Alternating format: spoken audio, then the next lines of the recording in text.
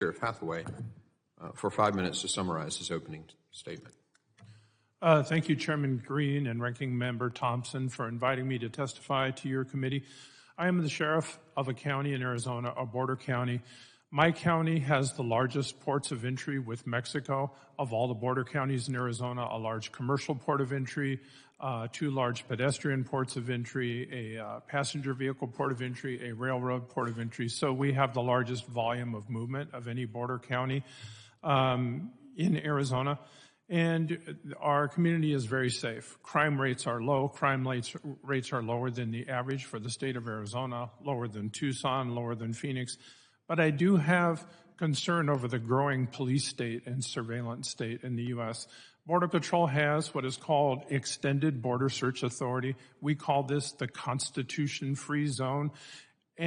Any area within 100 miles of the international border, Border Patrol does not need to have probable cause to search, to detain you, to interrogate you. And this includes 2/3 of the population of the U.S., cities like San Francisco, Los Angeles, New York, Seattle, Washington, D.C., Miami, Houston.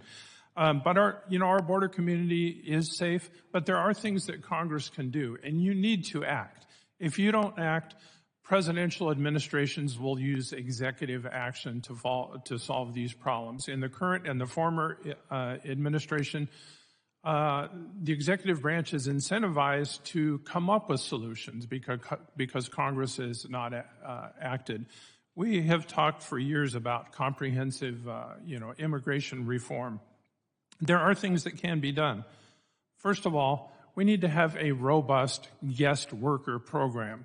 Title VIII needs to be revamped. Title VIII is the umbrella United States code that covers all aspects of immigration, asylum, visas. I have empathy for our federal partners because they don't know what they're allowed to do. They don't know, do we still have work visas, student visas, tourist visas?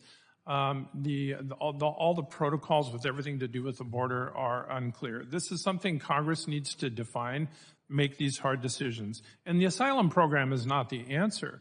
Asylum was meant to be a little piece of the pie of Title VIII, for rare circumstances.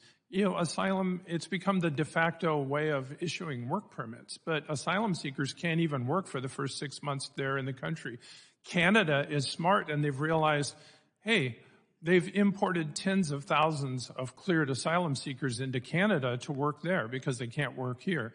They have the same problem we do. They have an aging population. They lack younger workers, and they've taken advantage of this kind of broken system to get more workers into their country. So I want to keep my 5 minutes simple here. 2 clear takeaways that I think Congress needs to do so that the executive branch isn't incentivized to take action. 1 is a guest worker program. Make that clear, articulate that, figure that out.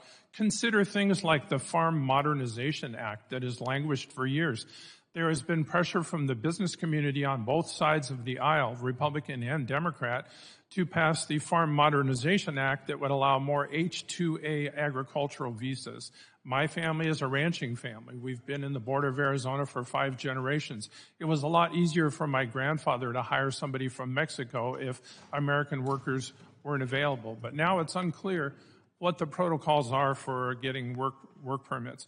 Another thing that's needed, and this was in the bipartisan border bill that wasn't passed, is immigration judges right at the border. And this was in the bill. There were some things in that bill I did not agree with. But if we're going to be, infatuated with the idea everyone needs a piece of paper to approve before they can do a voluntary interaction with an American, well, get the officials right at the border that can make those decisions. The bipartisan border bill actually had in it the paralegals, the immigration judges, and the staff so that people can come up to the border, present their piece of paper, make their claim, and if the answer is yes, it's yes. If the answer is no, it's no. And this is not a Democrat versus Republican issue. In the 80s, 90s, and 2000s, you had record years, over 1 million. This included Democrat and Republican administrations. And then there was a 14-year lull after that included all 8 years of Obama, last 2 years of Bush Jr., and all 4 years of Trump. So this is a cyclical thing, and I think it's disingenuous to try to paint it as a Democrat versus Republican thing. My time's up, so thank you. Thank you. Members will be... The gentlelady recognized for question. Thank you, Mr. Chairman. I really like this chart. As a matter of fact, it's become one of my favorite charts because not only does it speak to the truth of the serious daily and yearly border invasion into our country, this chart also saved President Trump's life when he was almost assassinated in a rally in Butler, Pennsylvania, when a would-be assassin fired at President Trump, bullets flying into the crowd, killing Corey Comprator, but also grazing President Trump's ear as he turned his head to look at this chart and inform the American people about the invasion our country has been under. But the American people are suffering it every single day. Sheriff Hathaway, I thoroughly read and listened to your statement. And you have such an important job as a sheriff in a county that borders the United States and Mexico. And I read where you said, my wife and I live near the border and we walk every night along the border. My county is the largest ports of entry with Mexico of all of Arizona border counties. It is peaceful and safe. Ms. Marin, do you feel safe and peaceful? No. I actually have nightmares even still. I'm sorry, and I'm so sorry for your loss. Thank you. We mourn with you. I was appalled when I read that, especially given the fact with your port of entry that's in your county, by the way, Sheriff. Let's talk about what that CBP One app has done. It was introduced in January of 2023, and approximately 813 illegal aliens have been paroled into American communities in all 50 states, with 96% of the aliens they are released in, 96% of the ones that come to ports of entry by making a handy-dandy appointment on an app that the Biden administration has provided to anyone all over the world, by the way. We can carry on and talk about the other outrageous thing that helps maybe you feel peaceful at night as you and your wife walk along.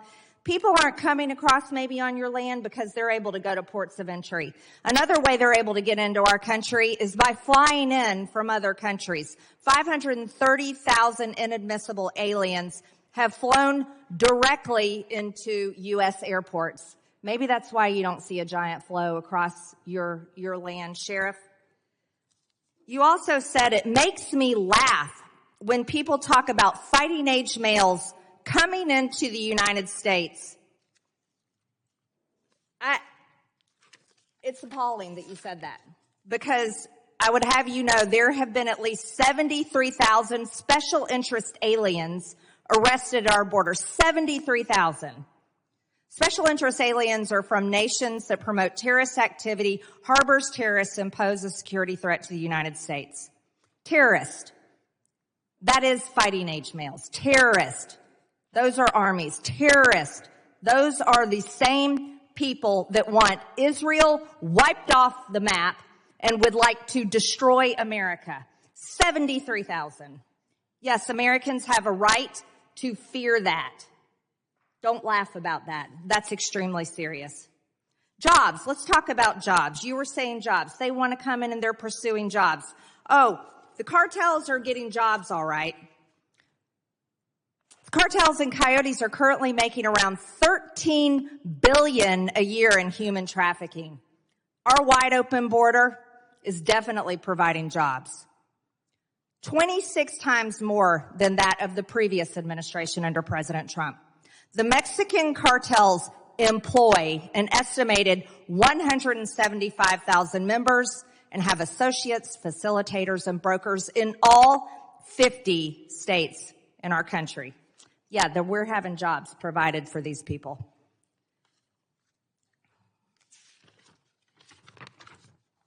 You said certain policies smack of racism. For example, walls. I'd have you know, Sheriff, there are 77 major border walls around the world. 45 countries are planning and building more. Walls are not racist. Walls keep people safe. And this country is not safe. People are being murdered every day. The woman you're sitting next to's daughter was raped and brutally murdered. That's not funny. Walls are not racist. Just within the past 2 weeks, there was an illegal alien driving his car over 100 miles per hour in my hometown, struck another car, critically injuring a baby, killing the baby's mother and the passenger in the car. That happens almost every day in our country because of illegal aliens coming in. It's not funny. It is not racist. And the American people have every right to be fed up, just like they are. Fed up and disgusted that our country is not keeping them safe. And guess what? They freaking pay for it. Their tax dollars pay for it. Thank you, Mr. Chairman. I yield. The gentlelady yields. Mr. Goldman, the gentleman from New York, is recognized for questioning for 5 minutes.